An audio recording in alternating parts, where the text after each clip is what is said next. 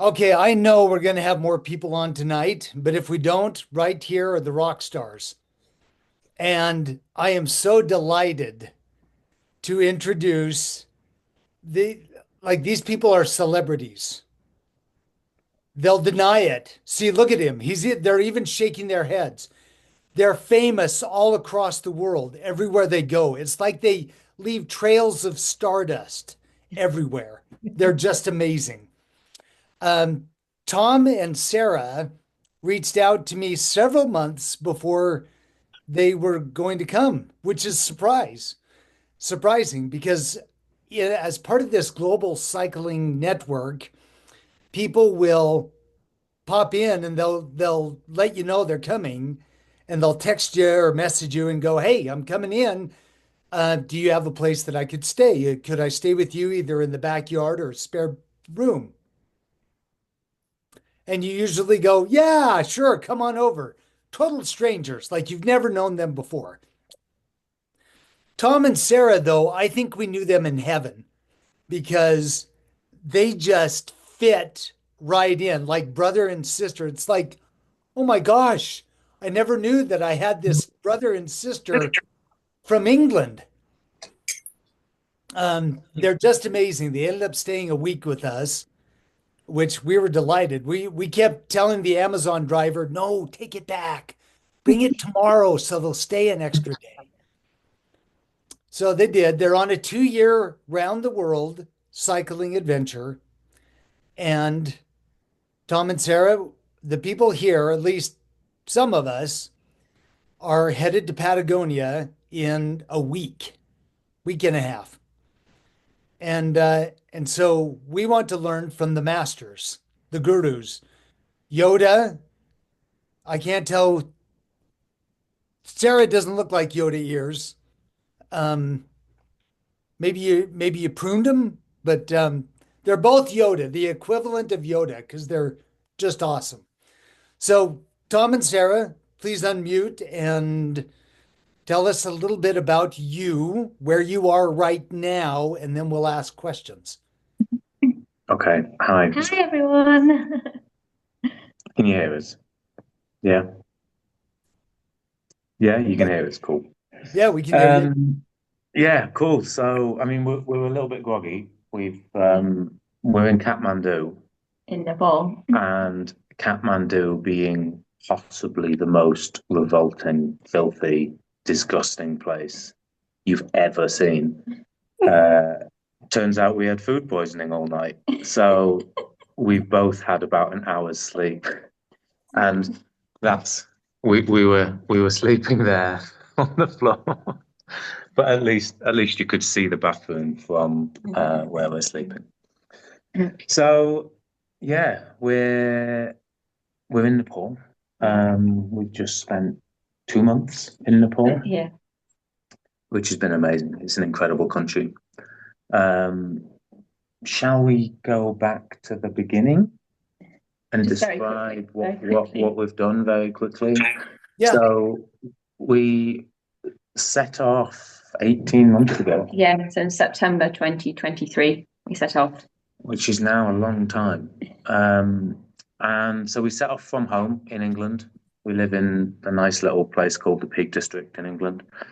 And we set off down Europe. So we did Netherlands, France, Germany, Switzerland, and Spain for 2 months to kind of warm up, test things out, see what worked, see what didn't. It was, a bit easier to maybe post a few things home from Europe, and a little bit more familiar, Yeah. but definitely not easy. Um, and then we flew to Ushuaia.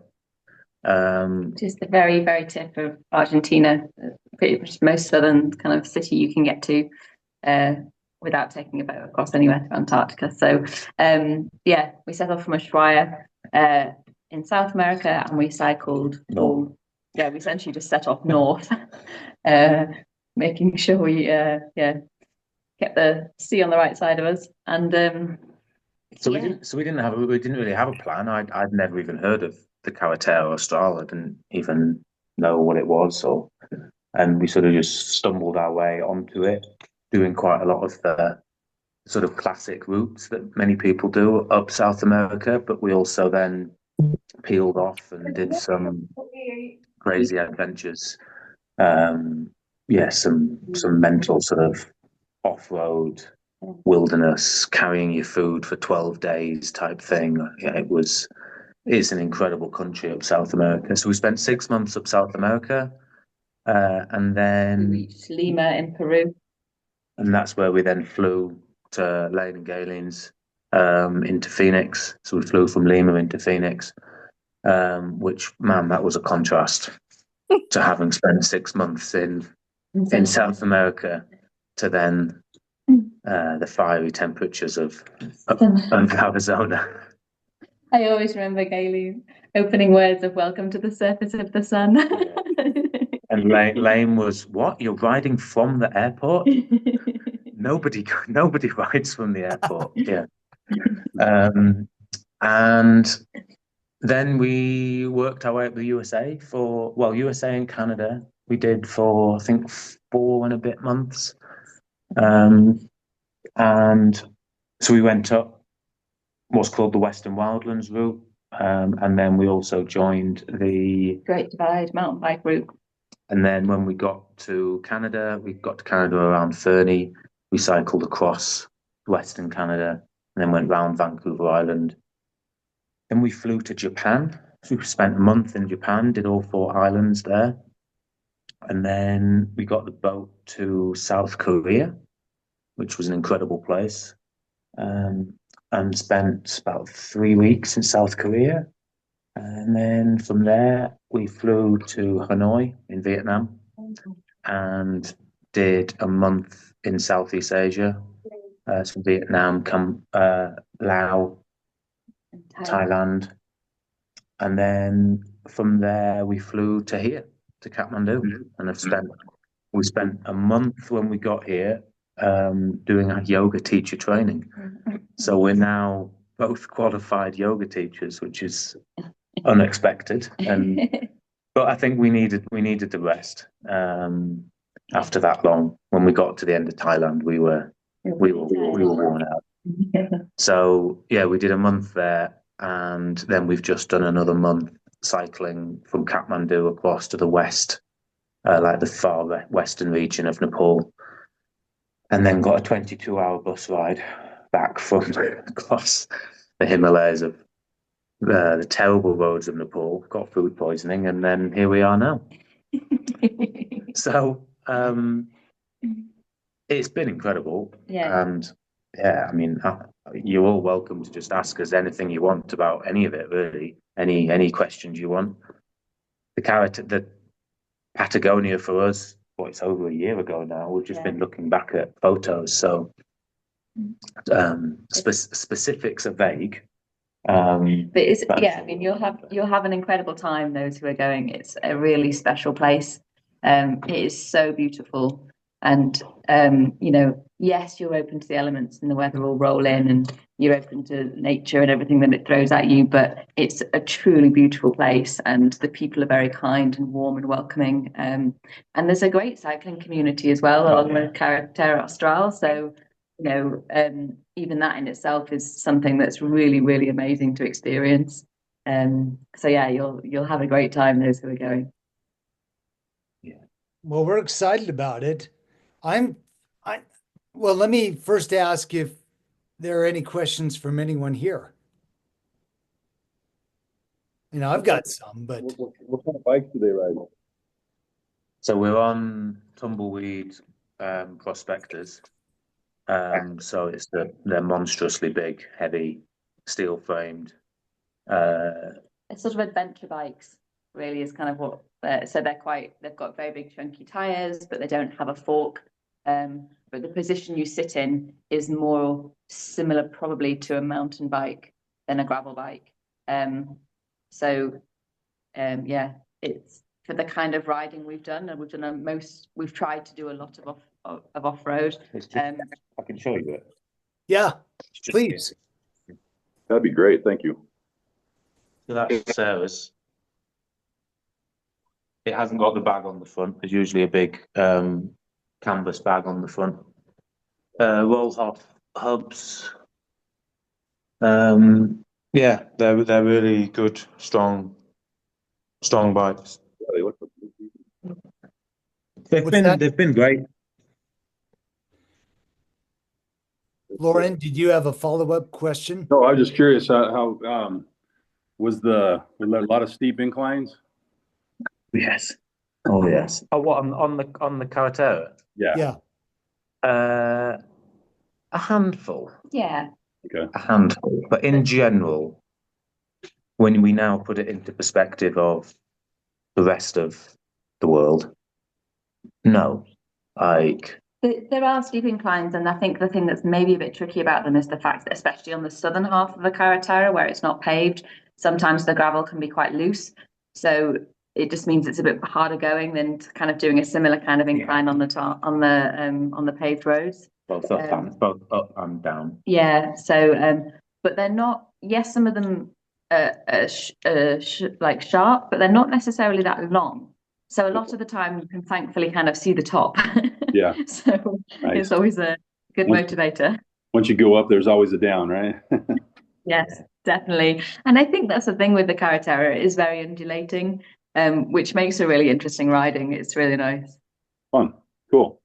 Thank you. So we are doing the southern half.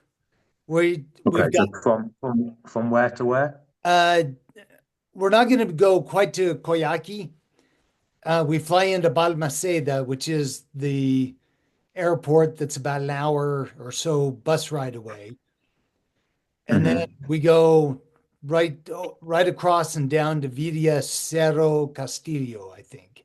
Yeah, yeah. So you won't be going into Coyhaique. No. No, the airport's a bit further south than that, isn't it? I seem to remember. Yeah. Yeah, I'm So going yes, to the go first. in.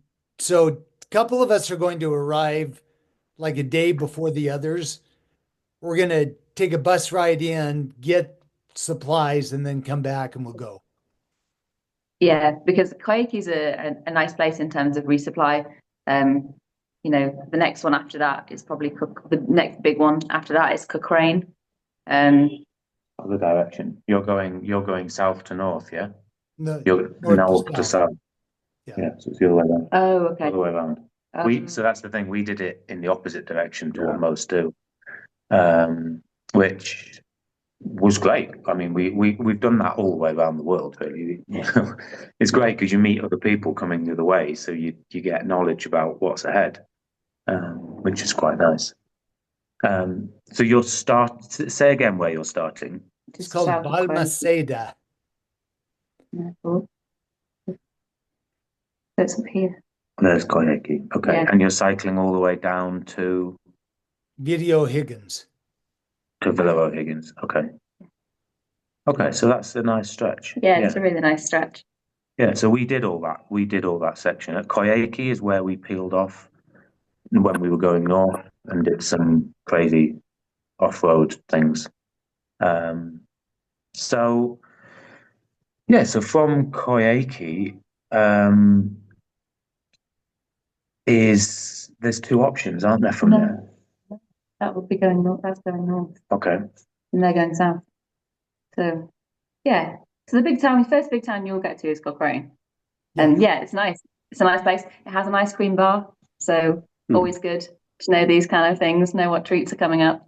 Yeah, it's got a decent. It's got a few campsites. It's got a decent supermarket. It's a it's a nice little place in terms of resupply. It is. It's a good supermarket. Yeah.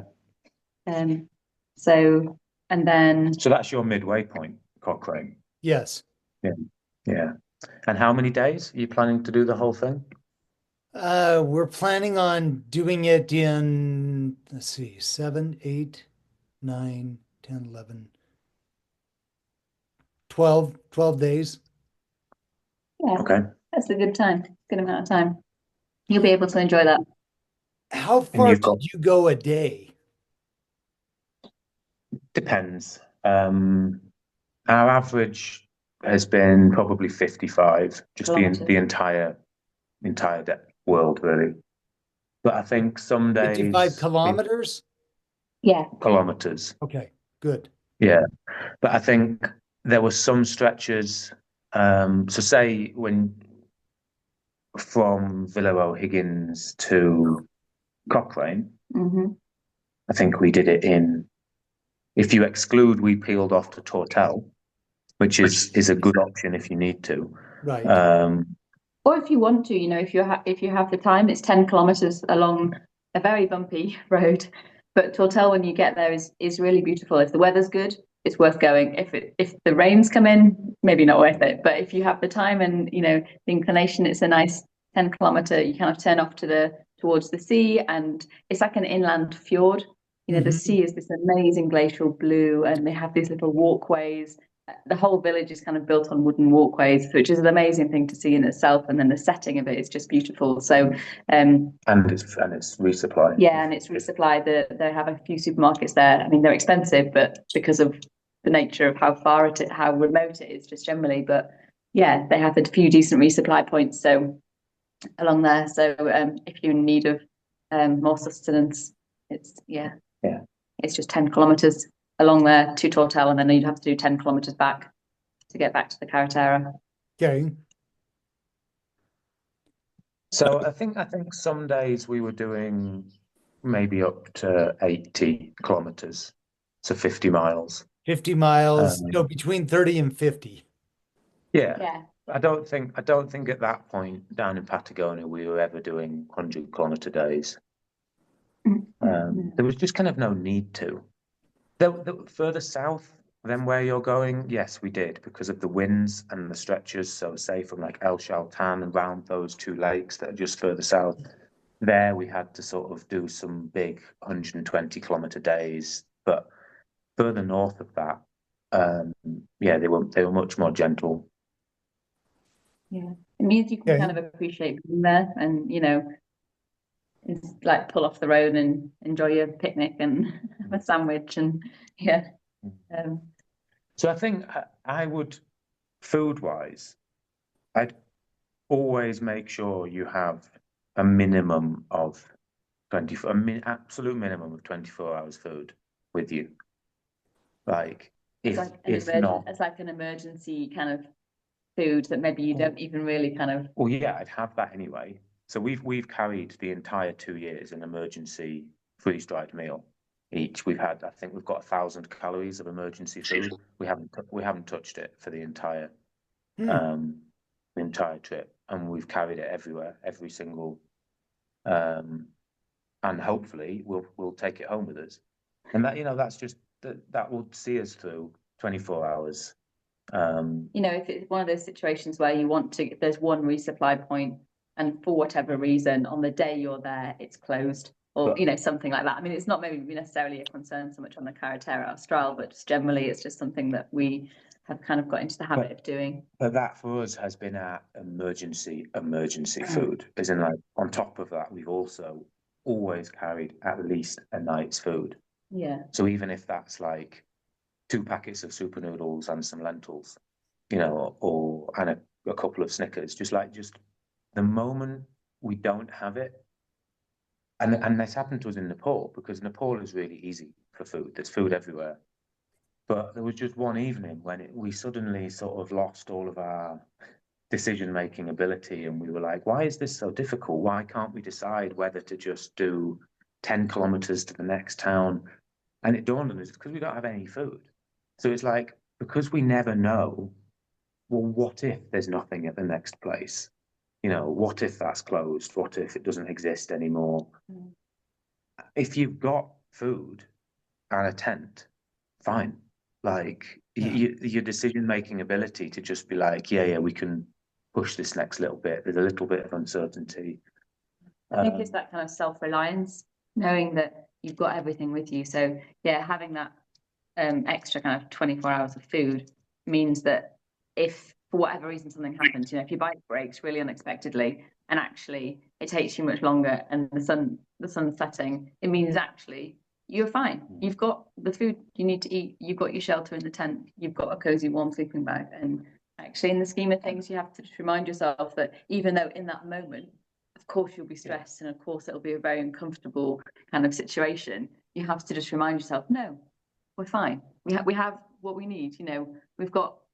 Yeah, we can do this. We can do this, and that's happened. That's happened. There was a time in Canada. We set off thinking it was 2 days. It ended up being 5 days. So we had to stretch out, 2 days worth of food into 5, just because of really bad weather. We just couldn't face getting out of the tent in that bad weather. So we just stayed and didn't eat much. And yeah, so I'd recommend, on the Carretera at least a day, if not 2. It depends how much you panic when you don't have food. I panic if I don't have food. Tom's greatest fear in life is not having enough food. Well, apparently you had the wrong food. Oh yeah, I know. Yeah. Hey, I think Blaine had a question for you. Yeah, I have a question. Thank you guys for being on, by the way. We really appreciate this. And it's exciting to hear about all of your travels. It's pretty amazing. Anyway, my question is, how much water do you take with you? Like how many water bottles and what type of filter do you use? Okay, so we've got our water's changed quite a lot throughout the trip, and that was definitely been a big learning curve. There's been times when we've had just plastic bottles strapped on everywhere. You'd do a descent, the bottles would fall out. They'd be tied on with bungee cords and Velcro straps, and it was just a mess. And plastic bottles were going moldy, and we found over a long period of time, the plastic bottles, we really struggled to keep them clean. So we've now kind of changed and got stainless steel, the clean canteen, ultra lightweight stainless. So, but we always had in our mind, okay, we're heading to places like Sala de Uyuni in Bolivia. We're going up to size meals in the very top of Argentina. We carried 4 days of water there. And so we kind of evolved it as we were going along, bought things, replaced water bottles. So now Sarah's got 4 liters, 4 liters of water. Maximum capacity, but I don't fill it all the time. And you've got? I've got 4, 5, 6. I've got 6 liters and a 3-liter flexible reservoir, and then water filter. We use the Sawyer Mini. What's it called? The Sawyer Mini. It's just here.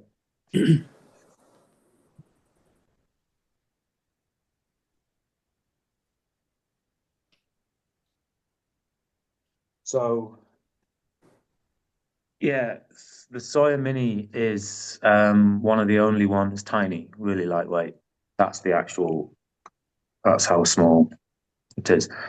It's American, so you'll be able to just get it on Amazon in America. And if you can find this in America, it's a screw-on adapter that allows you to just plug it into a tap. And it has been game-changing for us, because what this does, usually you screw it into a water bottle. It's just got like a soda bottle thread, and you just squeeze it out. But this has just been any tap you then find anywhere. You can just pull a hose pipe somewhere. You can just straight from a tap. So we've got 2 of those. Yeah, we've got one. There are a couple of things you have to be cautious of with them in terms of they're not supposed to get frozen. You have to kind of like back flush them occasionally if they look like they're getting if the water flow coming through them is getting too thin. You have to back flush them and clean them out. But generally, we've been really impressed with them. As I say, we've used them for the whole of the trip. We've got one each, and some of the quality of water we have drunk has been really dire, and we haven't had any problems. We have never got ill from water. We generally filter and boil in the bad places. Yeah, when it's kind of like visibly bad water, we would filter and boil. But in Patagonia, you'll be blessed with amazing water. That's one of the real beauties of Patagonia and the Carretera Austral. There are so many beautiful kind of clear clean, like fresh water supplies. Obviously, you've got to be careful of like animals. I think mainly on the Carretera Astral because there's quite a lot of kind of cows about. Snow melt. Yeah, But I don't think you'll have snow melt water this time of year. Actually, one of my questions was, but you just answered it, was because I noticed that the fjords and the ocean comes in through the mountains, and I couldn't tell if there was going to be seawater that we're going to be next to, or if there was going to be fresh water. But it sounds like there's quite a bit of fresh water. It's all fresh water. yeah. All the rivers are fresh water, and like they're really beautiful. We quite frequently miss. We'll often say, "Oh, on the days when we're dusty and dirty, oh, like remember those days in Patagonia where at the end of the day you could just brave it and jump into a really ice cold river."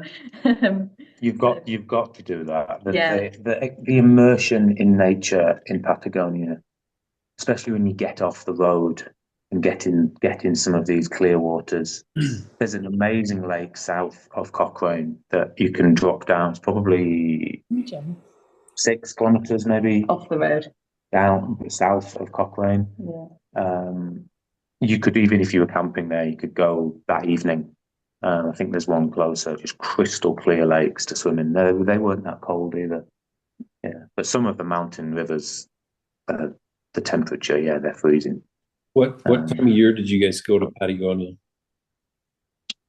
We flew to Ushuaia 25th of November. So we started on the Carretera end of December, I think. So we got to Cochrane kind of area around Christmas time. Yeah, we did. We spent Christmas in Cochrane. Yeah, and then so yeah, kind of December, January time. So it was their springtime. So it was probably a bit colder, I think, than maybe when you're going to go because you're like later on in the season. The other thing with this filter, sorry, just to go back, that's good, is if any of you carry a reservoir, like a Camelback, you can just plug it directly in. So that's another way to do it. So you fill the reservoir with dirty water, but then the line from the reservoir will come in one side and out of the other, and that side will, with the clean water, then can just go straight into your mouth. So we've done that in the past as well, which is then quite handy.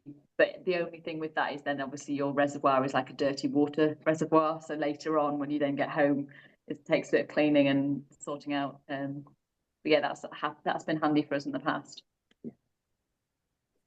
So I'm curious as well, both of you. By the way, this is terrific. Love the information and the enthusiastic way you share it. Between Vilio Higgins and say Koyaki, how many times did you camp at, or maybe not how many times, but what was the ratio of camp at an official campsite versus just camping in the wild? Wild camp, the whole thing. From Villa Higgins to Cochrane. Yeah, we stayed in the campsite. Tended to be that if we were in a town, we would stay on the campsites. A lot of the time, it's quite a nice way to meet other cyclists. There's a bit of a, like I said, it's a really good community. Have a decent shower, wash some clothes, take it as a bit of a respite, sort your stuff out. Just enjoy being there. But the other times we did wild camp. Further south, down towards Villa Higgins, they have some. They're kind of like big shelters that are almost like bus stops, which in South America are like the greatest luxury. You may laugh, but when you're there and it's raining and there's a bus stop that's big enough to put a tent underneath, it's like a 5-star hotel. So yeah, we stayed in those, and they have like benches and things. So yeah, we sometimes stayed in those. Sometimes we would peel off the road and go into. How many of you were doing it? 6. Okay. Yeah. Sometimes we would peel off the road and go and find kind of some flat land in the farmers' fields. Often the farmers their gauchos would come by and you'd kind of just sort of say, is it okay? And yeah, whenever we asked, they were fine about it. I think there are a few like official campsite things. They call them estancias. Some of the small, they're farms. Yeah, little farms, and they're marked as camping on the maps.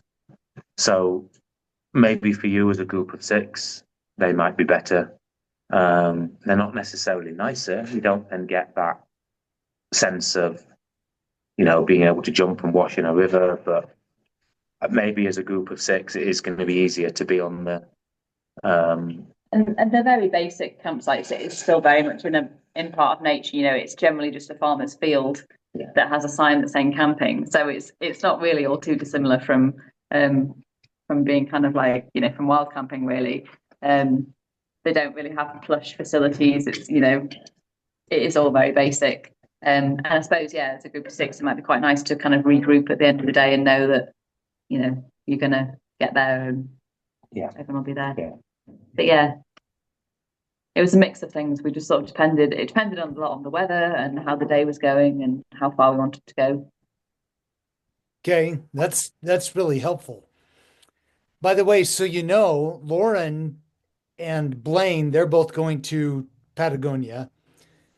Laura, sitting right next to Blaine, she's going to Norway.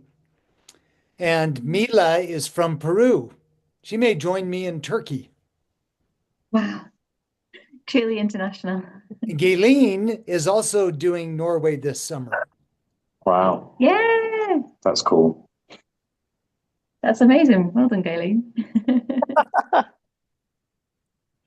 Okay, what other questions do you have for them? How often did you get to shower on the Carretera Austral? Or I guess if you're jumping in the river, you don't need a shower. Yeah. It wasn't. I mean, probably just the official campsites. So the ones in Cochrane and Quakey. 4 days, maybe. Yeah. But as I say, the rivers are really nice. So actually, it was really refreshing to do that. But we'd wash underwear every night. Yeah. And hang it up in the tent. Yeah. And wash like the dust off your legs. It can get very dusty on the road because of the gravel. So just do stuff like, even if you weren't kind of like having a proper shower, you want to wash the dust off and things. Yeah, you do have to wash the dust off. It's a really irritating dust. So if you suffer from any sort of eczema, skin conditions, it's really important to wash it all off. And another thing we would massively recommend is having a buff that you can call a thing that you can like pull over your face, because when the trucks go by, they fly up the dust and it can get like, obviously it then just goes into the air. So if you have something that's like around your neck that you can really quickly see a truck coming and just pull it up. Or more. If you can find proper dust masks, exercise dust masks, I would really recommend it. It was one of the worst places for dust was the Carretera. Yeah. Just certain sections, and I think the section from Cochrane to Coyhaique, there's one or two bits where the pickup trucks are really fast, and the dust is just really bad, really bad. So whatever you can do, we wear merino ones, which aren't amazing for filtration, but they're so much better you can wear them for 2-3 days and they don't stink and they're comfortable to wear. They dry quickly, they're cooling and they're warming. So merino buffs are really good. The road conditions are terrible in places. Yeah, really terrible in places. Just relentless. We call it washboard. It can be really bad. But it's not the whole thing, and you kind of come in and out of sections of it. So and the further south you go, the better it gets because the quieter the road. So. What about buses? We are mindful that occasionally we've got, like at the very end, we're thinking that most of the people are going to have to grab a bus back. Okay. There is a bus because you're Leatherman gone. Yeah, there is a bus from Villa O'Higgins. It's a very small bus. Getting your bikes on it. They come in if they've maybe on the route for It's a very small bus because that bus has also got to go on the ferries to Villa O'Higgins.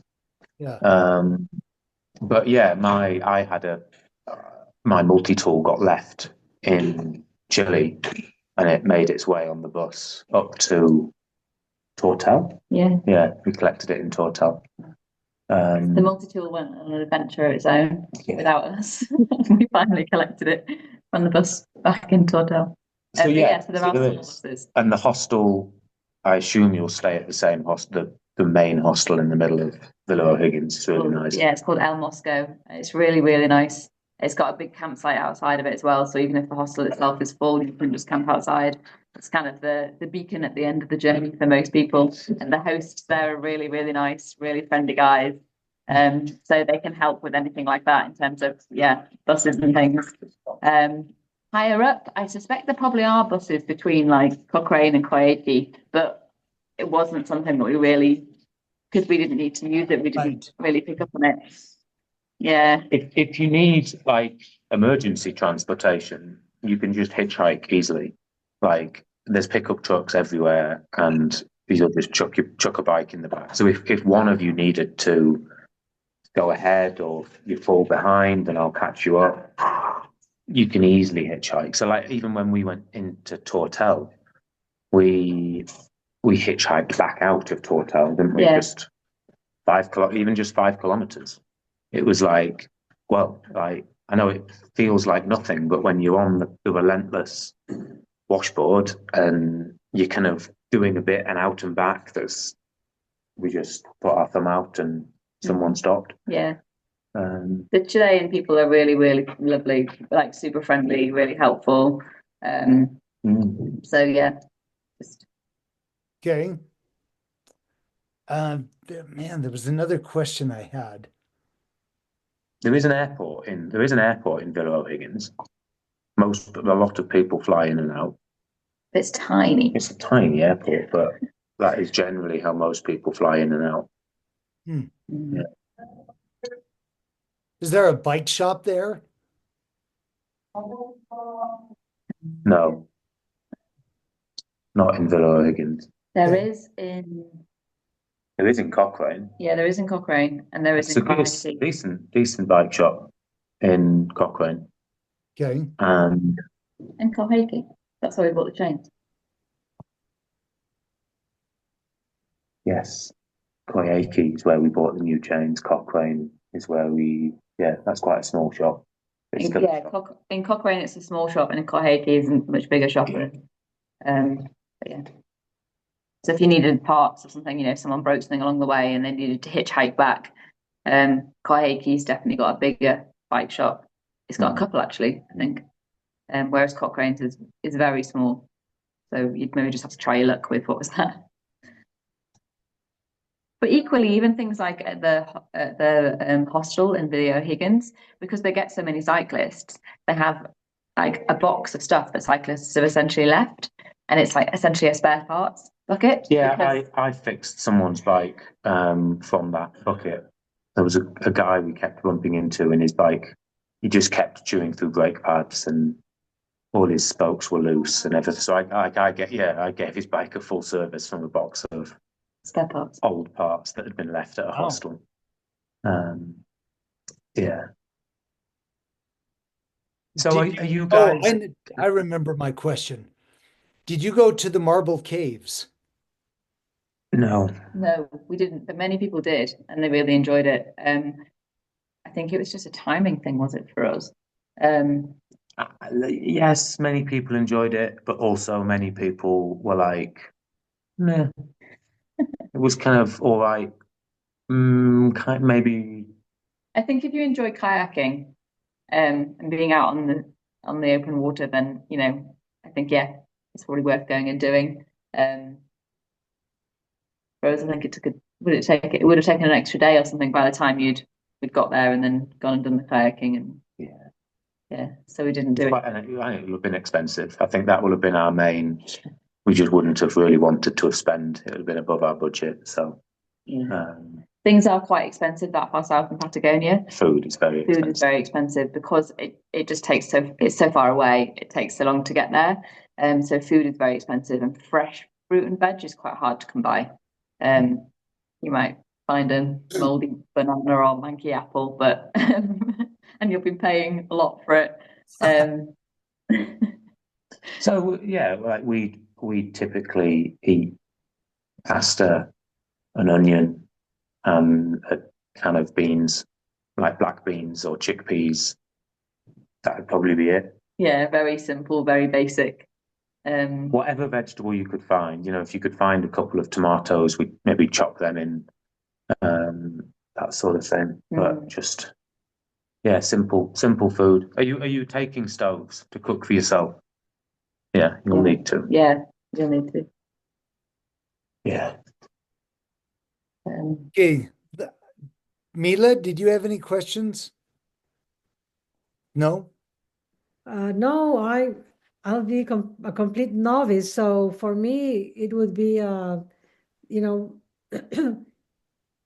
how experienced do you have to be able to do such a tour? To do the Carretera or this tour? The character. Any?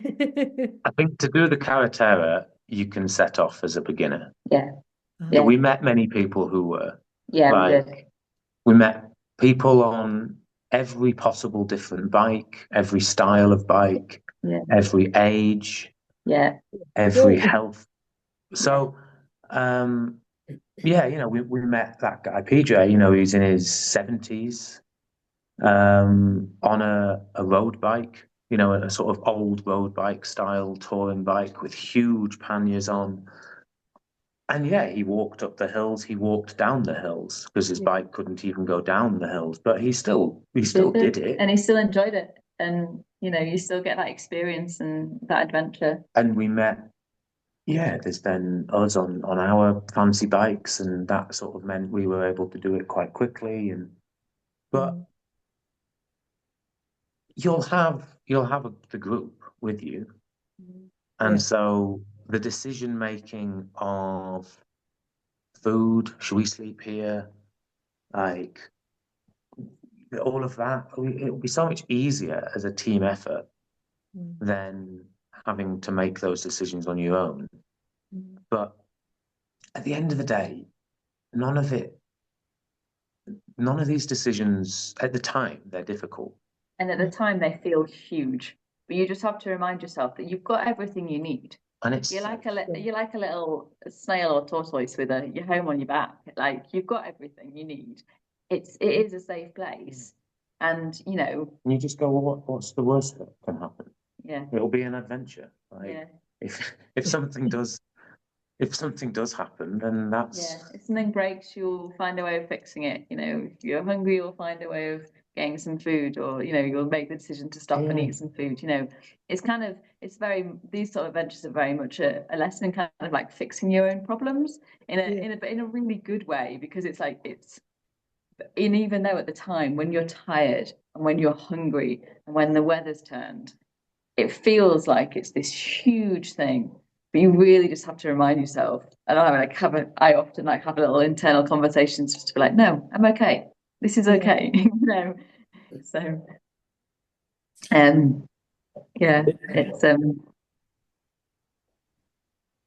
Thank you for sharing that part. Thank you. That was I think what I needed to hear.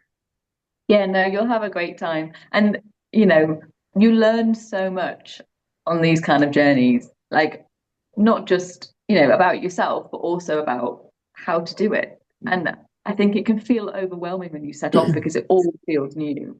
Like everything about it feels new. Like the place you're going, the language they're speaking, what's the road going to be like, what's the nature going to be like. But you will find that over time, those things suddenly then become your norm. And it then feels a bit strange to then have this sort of new norm where actually you're totally fine with the fact that, you might not have showered for a few days. And initially that feels awful. But actually, after a while, you're like, it just means that when you do finally jump in that cold river or find a warm shower, it's all the greater. It's, you really appreciate it. It's a way of, and when you get home, you'll appreciate everything about home in terms of all the comforts that you've got. Because even the simplest things become like the greatest pleasures when you're out on the road.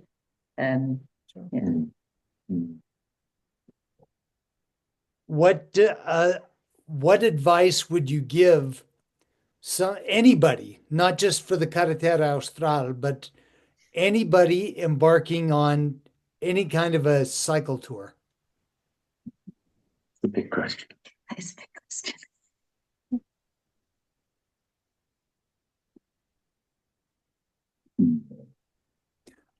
Let me frame it differently. What advice would you give them regarding how mentally to go into it? Having no expectation is a really big factor. So don't you can't always expect it's going to be like this, or I'm going to get there, or it's going to be this amazing, or the moment you have that expectation, it doesn't happen. Yeah. And the moment you just go be like, well, it's kind of going with the flow. But for me, that's a really big element of it. It just is what it is. Like you enjoy every moment, and you don't stand looking at a view, wishing you were somewhere else. Or wishing that the cloud wasn't there, or wishing that you were looking at the view like without the rain being there, or wishing that you were looking at the view not being as tired. Because you've had an expectation of well, there's going to be an amazing view there, or we're going to have this picture perfect campsite. You won't have picture perfect campsites. Some of them will be awful, and some of them you'll find yourself under a bridge thinking, why am I a homeless person? But it's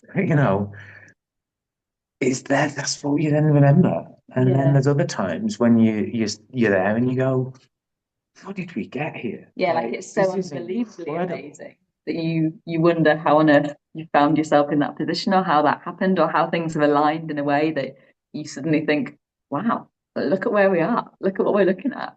We've made it. We've done it. We're looking at this incredible view, or we're having this incredible experience that we could never have planned or thought about. And then others say yes to things, but use your judgment. If it doesn't feel right, just trust your gut instinct. If you're looking at the eyes of this person that's saying, yeah, come with me, you just, you develop that after a while, to just read people's eyes, as to whether you trust them. But in general, you have to just rely on the trust of humanity. And most people are good. That's the thing we have like that's a huge learning from this trip, is that everywhere we have been, people have been amazing, like so kind, so generous, so warm and friendly. And that happens when you don't have expectation. So when you're late in that day and you don't know where you're going to sleep, and you're thinking, oh, maybe I've got to do another 10, maybe I've got to do another 20, I don't know. That's when the universe sweeps in, and someone just pulled up and goes, oh, what are you guys doing? Where are you going? Oh, do you want to come? Just come stay at my house. And then you 10 minutes, well, half an hour later, you find yourself sat in the middle of someone's tiny mud hut being given food and milk from the buffalo, and then they turf the kids out of the bedroom, and you're sleeping in the child's bedroom, and they're all in one bed. It's like, and you just go, how did we get here? Yeah. So I think for me that's open-mindedness and not expecting it to be a particular narrative, just going with whatever. Yeah, and I think for me, one of the big things I'm always like learning, but one of the big things I've kind of come to realize recently is that it's a comparison thing. Like where I am now is where I'm meant to be. So I think it's quite easy for me to go, oh, but we haven't gone as far as we planned, or I'm not cycling as fast as someone else. Or look at these guys on Instagram. Yeah, look at these people doing this thing, or they had a much better experience than I did, or they're going faster, or they're on a fancier bike, and I think actually I've definitely come to learn that just steals all of my joy. That sort of idea of trying to compare yourself with someone else definitely steals your joy. And I think because then you'll always feel, well, I always feel a bit less than in that situation. And actually, you know, I am doing it. It'd I'm be going at crazy my pace. when you look at And what we're doing. yeah, you know, I'm doing it, and I'm doing it in our way, and I'm enjoying it. And, you know, so, and they wouldn't, if you're looking at other people, they would have had the experiences that you've had, and you won't have the experiences that they will have had. So, you know, it's very much a case for me of reminding myself, yeah, not to, that where I am is where I'm supposed to be, and both, yeah, sort of like in a physical sense and mentally. It's quite profound. And then, happen. and then maybe, I don't know, maybe some of the boring stuff is you do have to be quite disciplined. Yeah, sadly, there's also a level of discipline. Because we do come across other cyclists that they rock up into a campsite and it's like their first priorities are kind of like, chatting with us and then getting on their phones and doing Instagram and things. And then it goes dark, the mist comes in, everything's wet, they haven't set their tent up, they haven't even eaten, they haven't washed any clothes, done anything. Yeah. It's like, so it's those first things of like water, food, shelter, clean clothes. Yeah. Don't, if your clothes get wet, you have to make sure that you keep on top of that. And the next day you've got something dry. I mean, yeah, the best way to dry clothes is often to just put them on. But it is that sort of routine, keeping organized. I'm the worst at putting stuff away in a different place. I never know where something is. It's always in the wrong bag or, whereas yours perfect. But that stuff is important.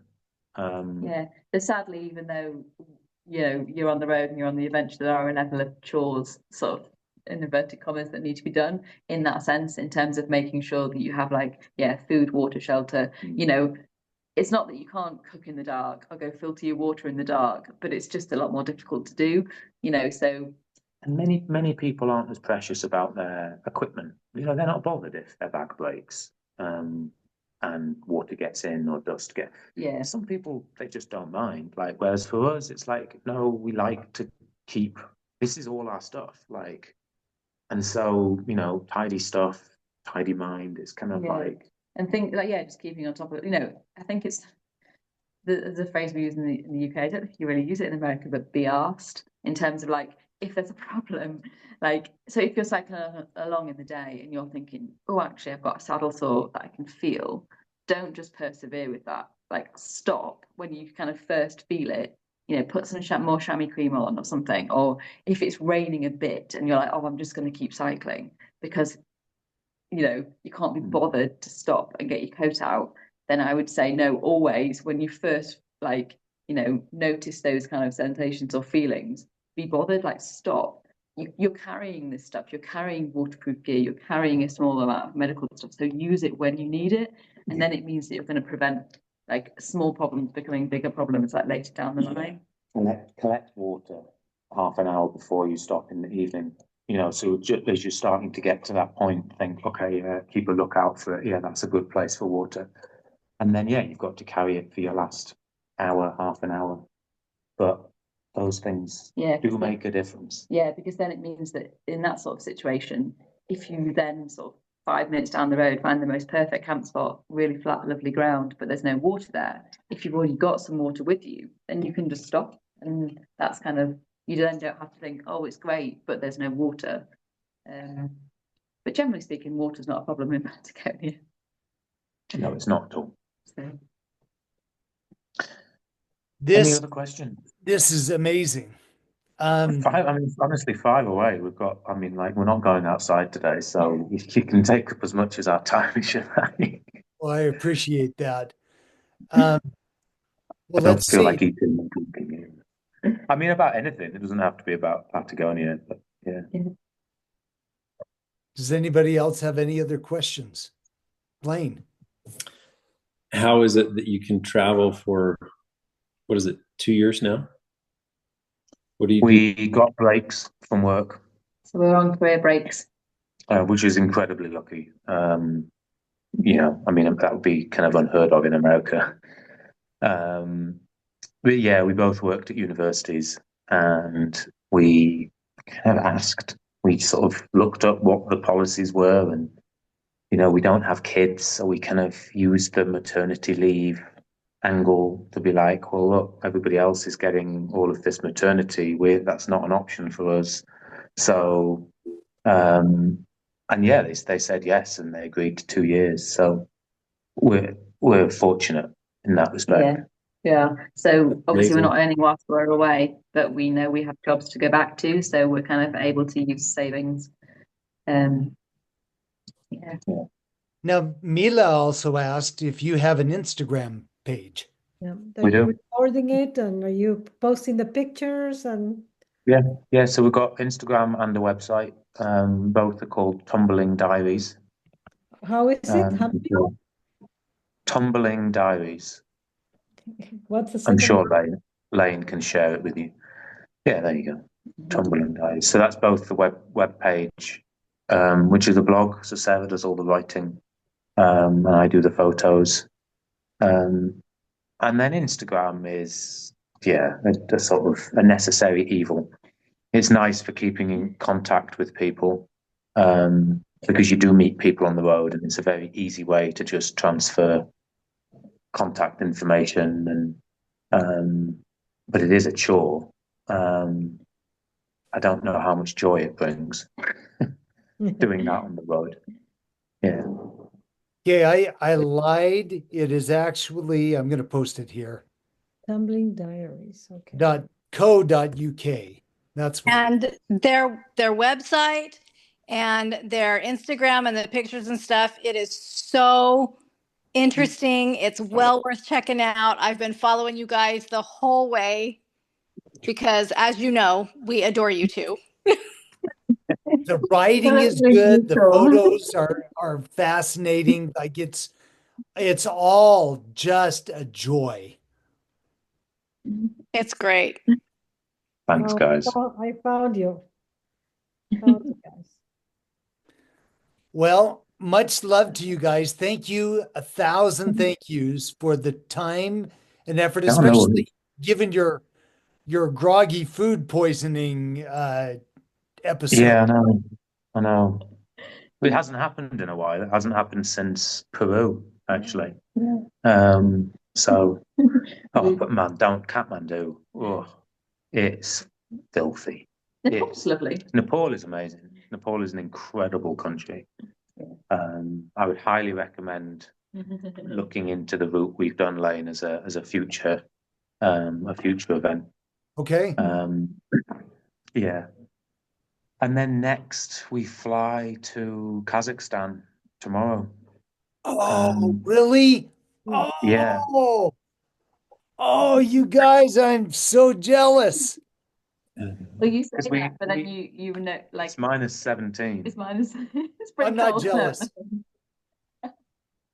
So it is. I don't know how, because when we thought about it, we were sort of looking at it in January, thinking, well, it's January. We're looking at the weather.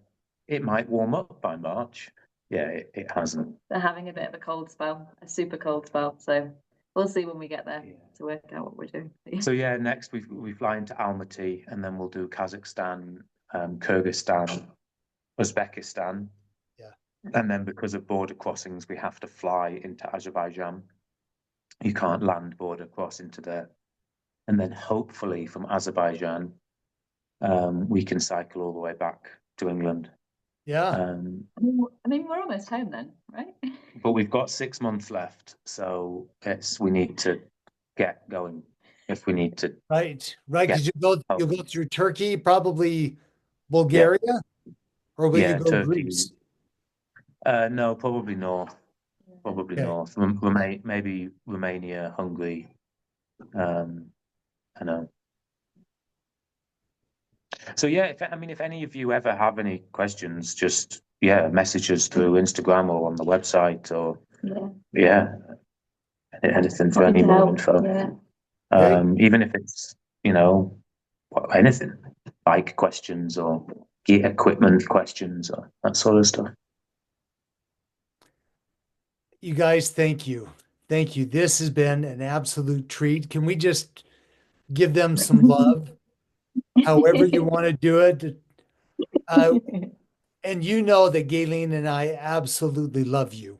If you ever need anything here, ever want to come back, you have a home. Yeah, we will one day. One day. We will. We'll cycle the other way, maybe, or something. There you Next go. time. Okay. All Well, right, good luck. thanks, guys. Good luck with your Good to next see you all. stage of the journey, and thanks again. Yeah, Have a cheers. so much. time. Thank Have a you. great time in Thank you for Patagonia. sharing. You'll love it. Okay. See you. Nice See ya. meeting you. Bye. Bye-bye. Thanks for being on, everybody. Thank you, Lane. Thanks, Thank Lane, nice for putting meeting us on. everybody. Bye-bye. Yeah, did you find it valuable? Very, very, sure. very. Yeah, for me too, because absolutely. Good. Good. I I figured need to schedule my trip now, Lane. but hey, Turkey, we'll talk. Turkey. Yeah. Oh, yeah, Yep. for sure. Okay. Good night, Take care. all. Much Nice love. meeting Night. everyone. Bye-bye.